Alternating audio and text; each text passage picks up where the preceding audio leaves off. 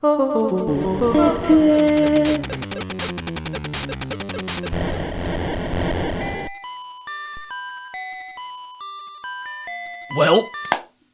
just beat Super Mario Land. That's right. From the time this video began to now, I both started and finished the game. Best $40 I ever spent. There you go, buddy. Just take a little nap of that trash. Hey, kid! You wanna play a real Mario game? Boy, if I ever. Then get that SP out of the trash and pet that stash. Let's go! The original Super Mario Land was a launch title for the Game Boy. And while it's a cute, quirky game in its own right, it's finished in 30 minutes. By comparison, Super Mario Land 2 makes its predecessor look like Babby's first video game. Right off the bat. File select screen.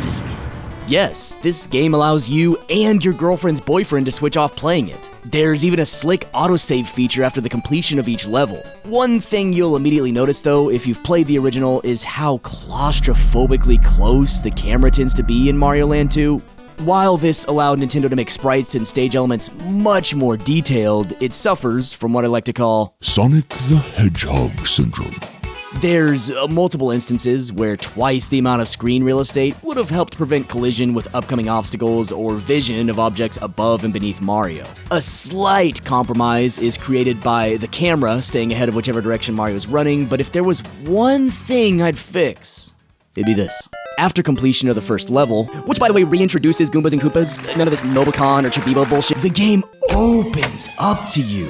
It's crazy! Not only is there a detailed world map with 6 major hubs players can choose from, along with multiple offshoot stages, there's no set order to all of it. While previous entries sort of railroaded the player along through each world, only offering a few variations in stage choice, unless a secret stage exit was found. In Mario Land 2, you can go to the tree, fat hippo, giant plumber statue, or Polly Pocket Pumpkin after the first level. Think Breath of the Wild levels of freedom here, folks. The only real downside to this openness is that most stages have been made drastically easier than the typical Mario title. Granting access to a majority of the world right off the bat meant Nintendo had to take into account that beginning players could go straight to Turtle or Space Zone. Another obstacle that cripples difficulty is Mario's newest power-up. What's up, Doc? Hey! Cut it out! So long, Bowser. Bunny ears. This thing is broker than broke. It has similar functionality to the Tanuki tail, allowing air hovering, but without the flying or tail swipe attack. Which might lead people to believe, this is just a dumpier raccoon tail. What's the point? Well, this is where all your Mario Party training steps in. See, the bunny ears don't have a set fall speed like the tail does. So if you tap the jump button fast enough, you can maintain the same altitude throughout most of the level. The bulk of Mario Land 2's stages are open spaces, where the plumber simply traverses the typical left to right meme. You picking up what I'm putting down? Yeah. So, find a high jumping point in any level and float through almost every stage with ease. For this reason alone, I think the bunny ears should have been nerfed a bit, or stages should have been reworked. The Fire Flower and Star also returned, with the flower able to destroy certain blocks, granting access to special areas and even hidden stages. You don't mean you didn't want to keep this? The best power-up in all of Mario history! But what about all those levels? If nothing else, Super Mario Land, the original, was a zany game. From tons of wacky enemy types to Daisy anamorphing right before your very eyes, its short runtime was packed with personality, which you'd think might be compromised with Mario Land 2's massive modernization overhaul. It's not. It's so beautiful.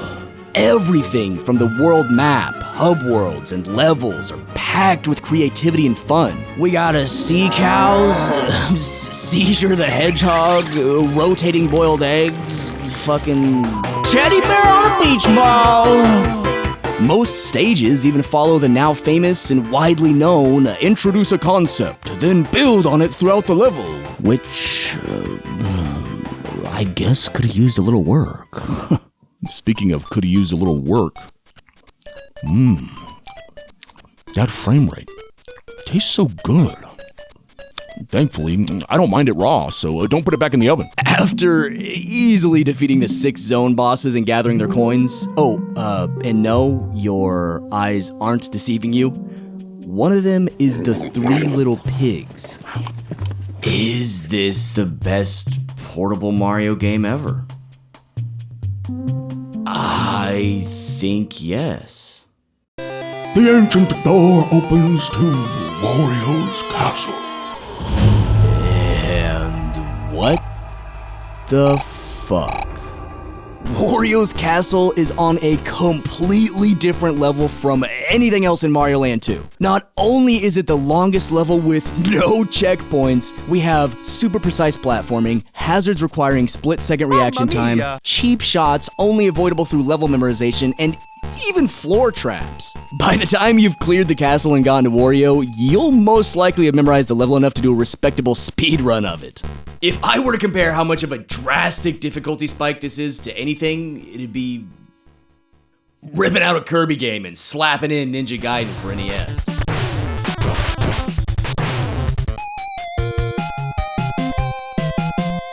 Wario's Castle is so nail-biting that even with its hardly difficult final battle, just reaching there and realizing there's no checkpoint will almost definitely set players up for failure at least once. But since the rest of the game is such a cakewalk, you'll most likely have a massive stockpile of lives to burn through anyways, so it's a non-issue, I guess. Still a fun level, just doesn't really fit in with the rest of the game. Maybe if there was a hard mode or something like the original. Oh yeah, and coins have an odd use in this game. There's a hill with an underground gambling facility inside, which allows coin spending for lives and power-ups. Again, unnecessary, as the campaign's generally child's play, but it's a cute addition. With how much Super Mario Land emulated the classic Super Mario Bros., I'm happy to say Super Mario Land 2 does a much better job of being unique. It's arguably loaded with even more personality than its predecessor, introduced Wario for the first time. I mean, come on, he's like the only game character that's sit on my face. Has secret stage exits leading to random rewards and features those iconic, ear-piercing Game Boy tunes, which will probably be the reason I have hearing loss by age 50. Don't forget the best boss battle introduction music ever.